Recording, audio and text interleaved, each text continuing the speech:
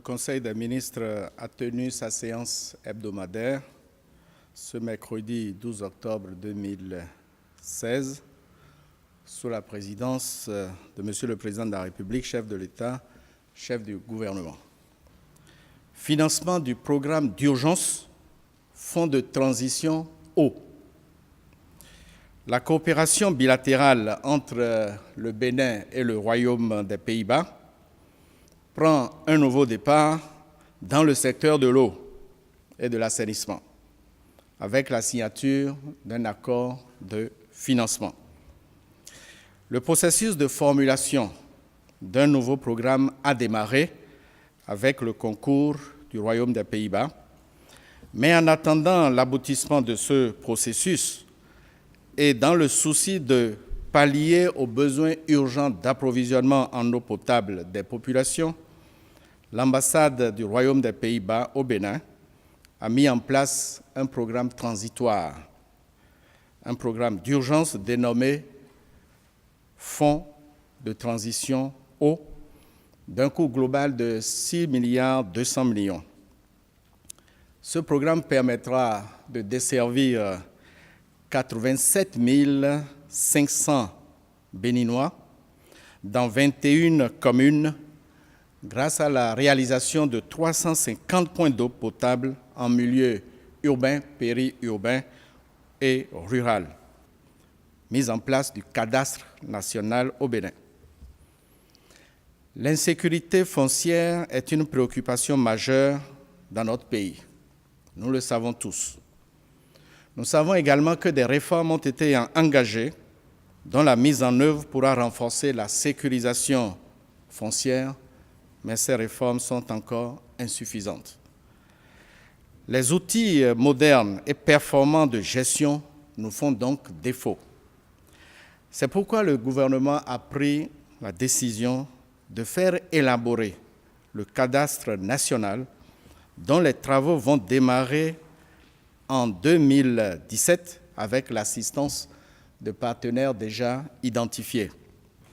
Dans ce cadre, et pour arrêter le désordre dans le secteur généré par les initiatives éparses, toutes les opérations en cours pour l'élaboration de documents cadastraux sont suspendues sur toute l'étendue du territoire.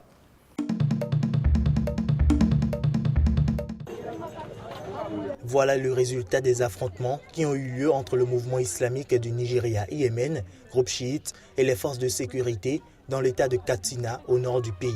Le bilan fait état d'au moins 10 personnes tuées et plus de 50 blessés. La vague de violence s'est propagée dans plusieurs États du nord du Nigeria en ce jour de l'Ashura, fête religieuse particulièrement suivie par la mouvance islamique chiite. Selon les habitants, l'hostilité envers les chiites est montée d'un cran depuis une semaine dans cette ville convertie au salafisme, les imams n'hésitant plus à faire des prêches haineux contre cette minorité. Ce n'est pas ça la religion. Ils divisent notre communauté à cause de leurs croyances. Ils font venir des gens pour nous déranger et nous dire ce qu'est la religion. Je pense que ce n'est pas une religion parce que quiconque refuse de suivre les règles de la Constitution, ce n'est pas un manque de religion ou d'islam. Je suis heureux de voir ce qui se passe à cause de ce qui s'est passé avec eux. Selon les chiffres officiels, la moitié de la population du Nigeria est musulmane, quasi entièrement sunnite, avec une petite minorité de chiites. Les gouvernements de Katsina, Kebbi et Keno avaient interdit aux musulmans chiites d'organiser leur traditionnelle procession religieuse.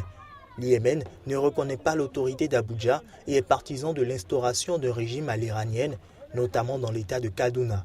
Amnesty International avait accusé l'armée d'avoir massacré plus de 350 musulmans chiites entre le 12 et le 14 décembre, d'avoir enterré les cadavres dans une fosse commune et d'avoir détruit les preuves. Le gouvernement de Kaduna a commandé une enquête indépendante, concluant en août que 347 chiites avaient été effectivement abattus, mais personne dans l'armée n'a à ce jour été jugé ou condamné pour ce massacre. Le chef de l'Yémen, Ibrahim Zakzaki, incarcéré plusieurs fois par le passé, a été arrêté depuis décembre, n'a jamais été poursuivi en justice et personne ne sait où il est détenu. Sur les 110 députés présents à l'Assemblée nationale ce mercredi, 94 ont voté oui, 14 se sont abstenus et 2 ont voté contre le projet de loi prévoyant que le Burundi se retire de la Cour pénale internationale. Une nouvelle étape de l'isolement croissant du pays vis-à-vis de la communauté internationale. Il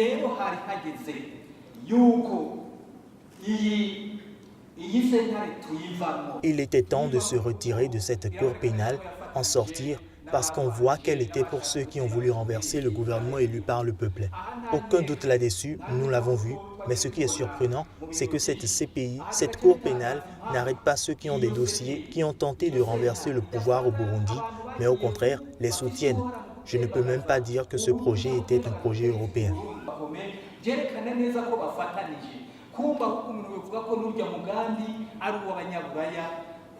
Le Burundi avait exprimé la semaine passée son intention de quitter la CPI. Le premier vice-président burundais Gaston Sindimo avait alors estimé que la CPI était un moyen politique utilisé par la communauté internationale pour opprimer les pays africains, se faisant l'écho de critiques récurrentes de certains pays africains contre la CPI. Ça, ce n'est pas une justice. C'est pourquoi, si on prend des exemples dans d'autres pays où cette cour pénale est fonctionnelle, vous avez dit la Libye, l'Irak et ailleurs. Est-ce que là où ils ont travaillé, il y a eu une paix durable? Pourquoi alors nous gardons une corde autour de notre cou quand on voit que si on accepte qu'ils mettent en œuvre leurs désirs, il n'y aura plus la paix et la sécurité dans notre pays et ils vont faire s'entretuer les Burundais alors que nous étions sur le bon chemin?